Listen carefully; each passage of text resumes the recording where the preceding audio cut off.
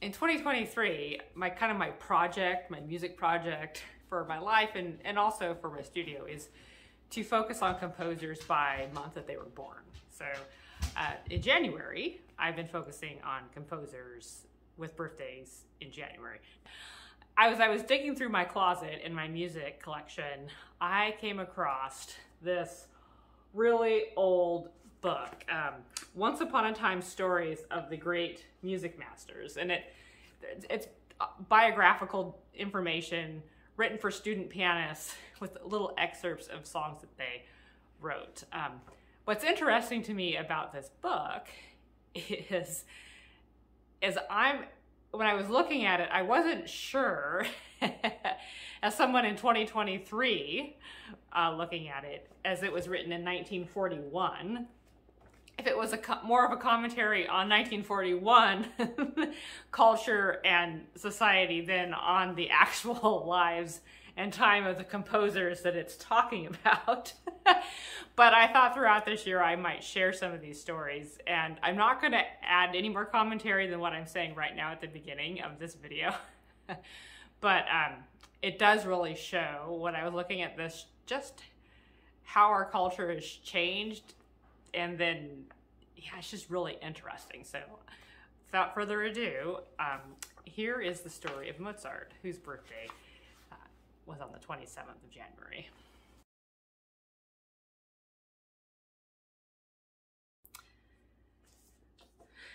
Dear children, it was Christmas and a great time with the Mozart family, for on Christmas Eve does not St. Nicholas, as the little children across the sea call him, would visit all the good children of the land, leaving toys, books, nuts, and candy everywhere.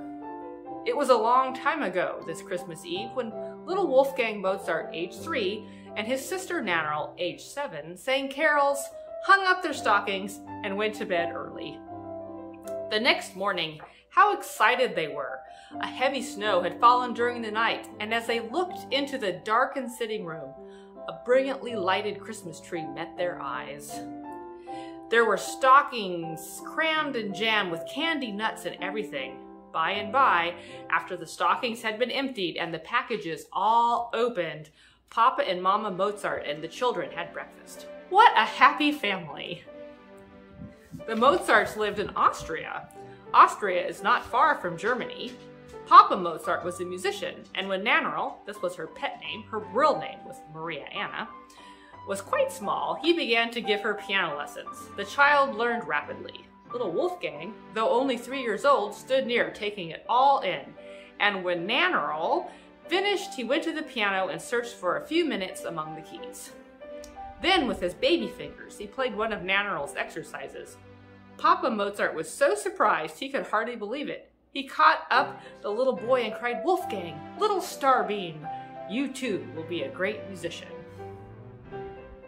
The children had studied so hard and practiced so faithfully that their playing was remarkable. Little Wolfgang was even composing little pieces.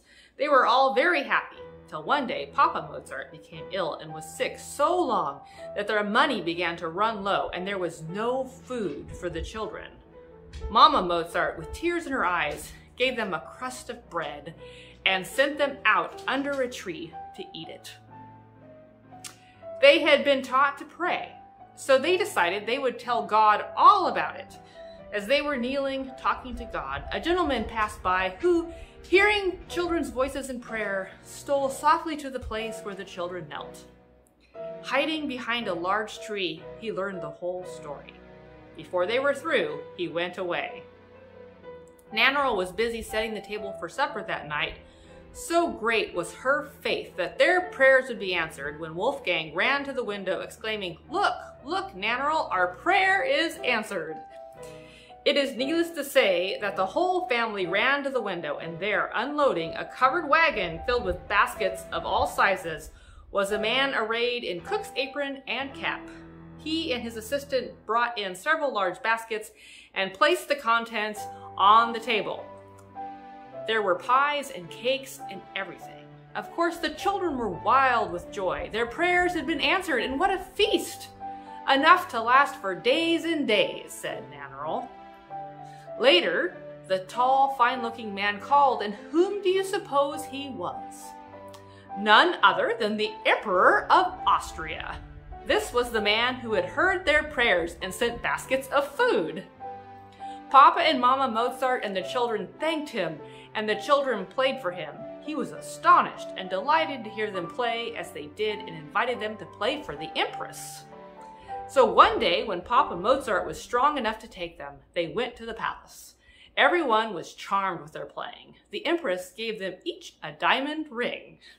Shall we make believe, as you play this little theme by Mozart, that you are playing for the Empress?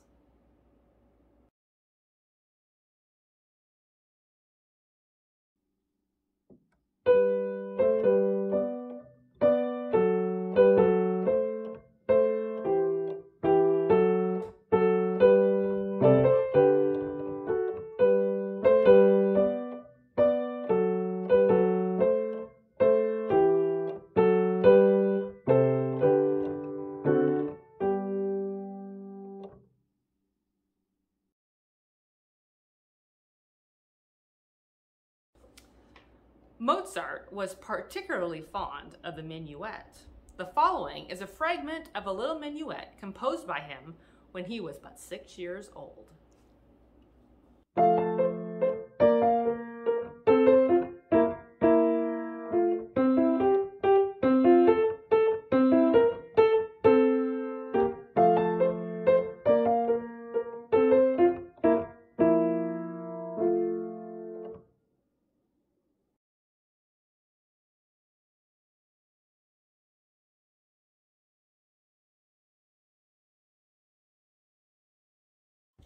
Mozart and his sister did not dress as boys and girls dress today.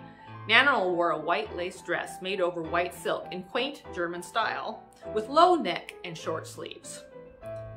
Around her neck she wore a single string of pearls.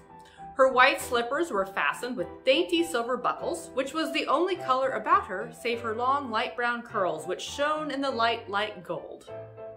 Wolfgang wore a little court costume of white and lilac satin trimmed with bands of gold braid. With his powdered curls, bright knee buckles, and little sword, what a picture he made! Wolfgang and Nannerl visited many cities giving concerts. They played so beautifully in public that people couldn't do enough to honor them. Yet they were not spoiled a bit. Once when the Mozarts were on a concert tour, some monks, religious men, invited little Wolfgang to visit their monastery or home. The little fellow wanted to try the organ but was too small for his feet to reach the pedals. For you know that to play a big organ, one must play with his feet as well as his fingers. Undismayed, little Wolfgang dragged the bench aside and stood upon the pedals, treading from one to the other. He was so little that even when standing, he had to reach his arms up to the keyboard in order to play. This made no difference to the little organist, however, and how he played. The old monk stood speechless. Truly, we have heard music from heaven tonight, they said. Mozart was considered one of the greatest musicians that ever lived. Boys and girls the world over loved to play his music. Here is part of one of his great songs written for the church.